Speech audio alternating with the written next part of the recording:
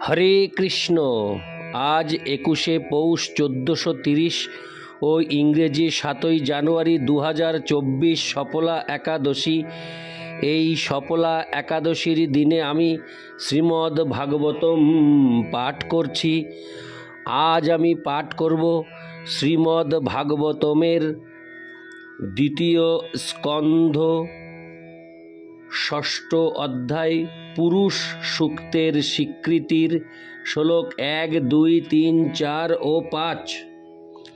অডিওর শুরুতে আমি সকল ভক্তিমতী মা ও ভক্তবৃন্দের কাছে বিনীত প্রার্থনা জানাই, আপনারা এই ভাগবত পাঠের চ্যানেল জীবনের পূর্ণতাকে সকলেই সাবস্ক্রাইব করে এবং লাইক, কমেন্ট ও শেয়ার করে রিচ বাড়িয়ে দিন, যাতে করে সকলের কাছে এই শ্রীমদ্ ভাগবতম পাঠ অতি অনায়াসেই পৌঁছে যেতে পারে এবং আপনাদের পারমার্থিক উন্নতি সাধিত হয়।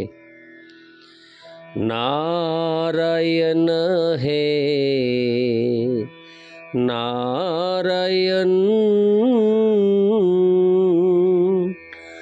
ভবভয় হরণম নারায়ণ।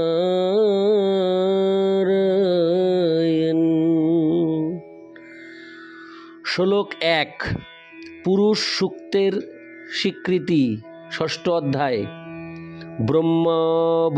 ব্রহ্মবাচ বাচং বন্যের মুখং ক্ষেত্রং ছন্দসাং সপ্তধাতব হব্য কব্বামৃতান্নানং জিহ্বা সর্বরসস্য চ।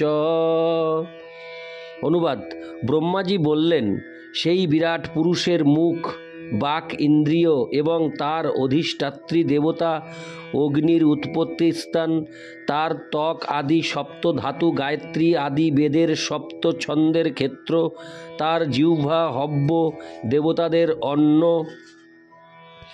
কব্য পিতৃদের অন্ন, অমৃত মনুষ্যদের অন্ন, মধুরাদি ষড়বিধ রসের উৎপত্তি স্থান। তাৎপর্য: এখানে ভগবানের বিরাট রূপের ঐশ্বর্যের বর্ণনা করা হয়েছে। এই সম্বন্ধে বলা হয়েছে যে তার মুখ হচ্ছে সর্বপ্রকার বাণীর এবং তার অধিষ্ঠাত্রী দেবতা অগ্নিদেবের উৎপত্তিস্থল, ত্বক আদি তার দেহের সপ্ত আবরণ, গায়ত্রী আদি বেদের সপ্ত ছন্দের উৎপত্তিস্থল, গায়ত্রী সমস্ত বৈদিক মন্ত্রের শুভারম্ভ। সে কথা শ্রীমদ্ ভাগবতের প্রথম স্কন্ধে বিশ্লেষণ করা হয়েছে। যেহেতু বিভিন্ন জনন কেন্দ্রগুলি হচ্ছে ভগবানের বিরাট রূপের বিভিন্ন অঙ্গ প্রত্যঙ্গ এবং যেহেতু ভগবানের রূপ জড় সৃষ্টির অতীত, তাই বুঝতে হবে যে বাগিন্দ্রিয়, জিহ্বা, ত্বক ইত্যাদি ইঙ্গিত করে যে ভগবানের অপ্রাকৃত রূপেও এগুলি রয়েছে। জড় বাগিন্দ্রিয় অথবা আহার করার ক্ষমতা প্রকৃতপক্ষে ভগবান থেকেই উদ্ভূত হয়েছে। এই সমস্ত ক্ষমতাগুলি সব কিছুই আদি উৎসের বিকৃত প্রতিফলন এবং অপ্রাকৃত জগৎ চিত্ররহিত নয়। জড়জগতের সমস্ত বিকৃত বৈচিত্র্য তাদের প্রকৃত চিন্ময় স্বরূপে চিৎজগতে পূর্ণরূপে বিরাজমান। তার একমাত্র পার্থক্য হচ্ছে যে জড় কার্যকলাপ প্রকৃতির 3টি গুণের দ্বারা কলুষিত, কিন্তু চিদ জগতের সমস্ত আচরণ সম্পূর্ণরূপে শুদ্ধ, কেননা সেগুলির একমাত্র উদ্দেশ্য হচ্ছে অনন্য ভক্তি সহকারে ভগবানের সেবা করা। চিদ জগতে পরমেশ্বর ভগবান সব কিছুর পরম ভোক্তা এবং সেখানে সমস্ত জীব ভগবানের অপ্রাকৃত প্রেমময়ী সেবায় যুক্ত। তাদের আচরণে প্রকৃতির গুণের কলুষের লেশমাত্র নেই। চিৎ জগতের কার্যকলাপ জড় জগতের উন্মত্ততা থেকে সম্পূর্ণরূপে মুক্ত। মায়াবাদীদের কল্পিত যে নির্বিশেষবাদ বা শূন্যবাদ, চিৎ জগতে তার কোনো প্রশ্নই ওঠে না। নারদ পঞ্চরাত্রে ভগবদ্ ভক্তির বর্ণনা করে বলা হয়েছে, সর্বোপাধি বিনির্মুক্তং তৎপরত্ব তেন নির্মলম ঋষিকেন ঋষিকেশ সেবনং ভক্তিরুচ্যতে।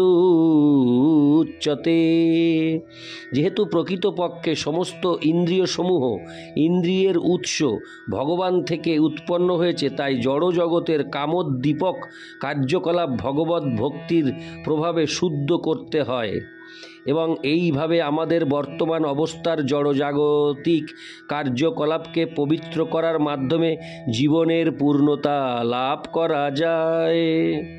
হরে কৃষ্ণ। সকল ভক্তিমতী মা ও ভক্তবৃন্দের কাছে আমার একটি বার্তা যে আমার যে ইউটিউব চ্যানেল জীবনের পূর্ণতা, সেই জীবনের পূর্ণতা শব্দ দুটি এই ভাগবতমে রয়েছে।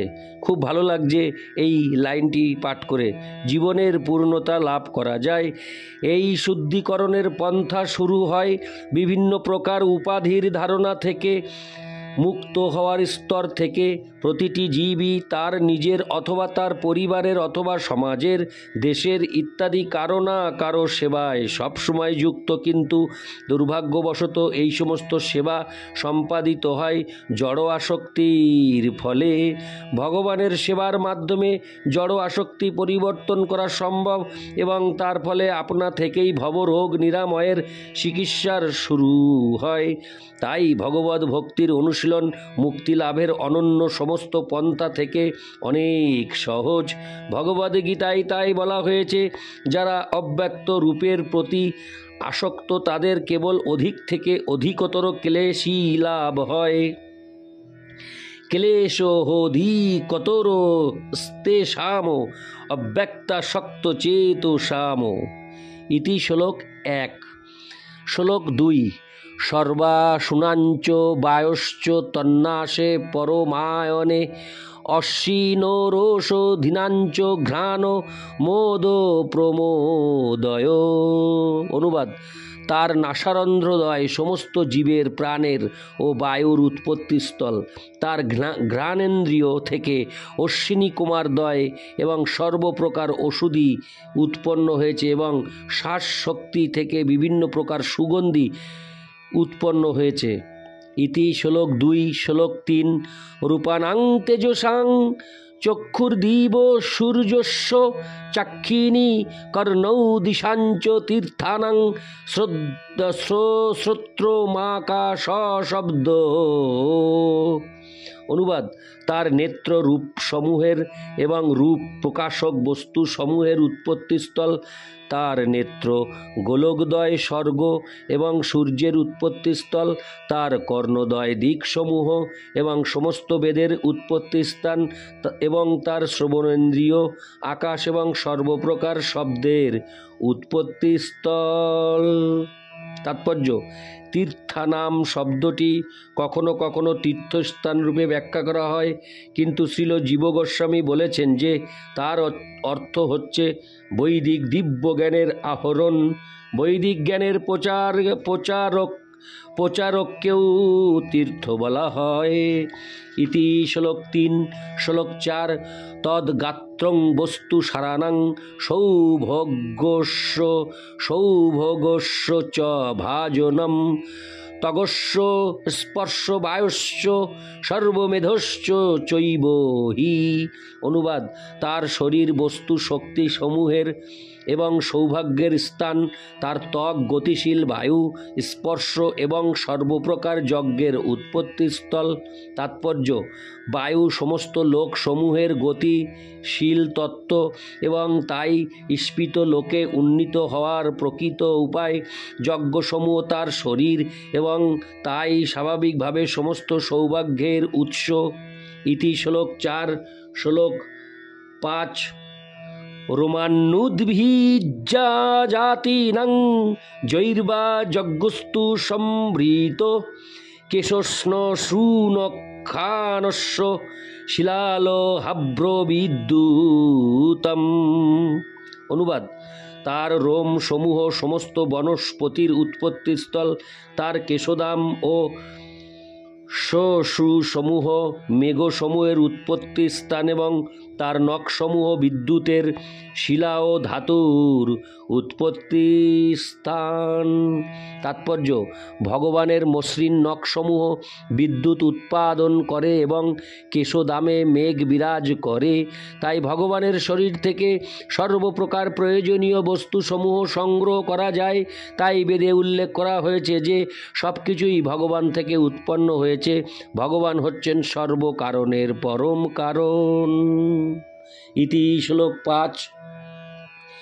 নারায়ণ হে নারায়ণ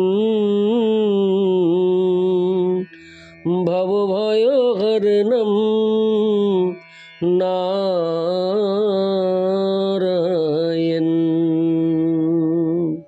হরে কৃষ্ণ।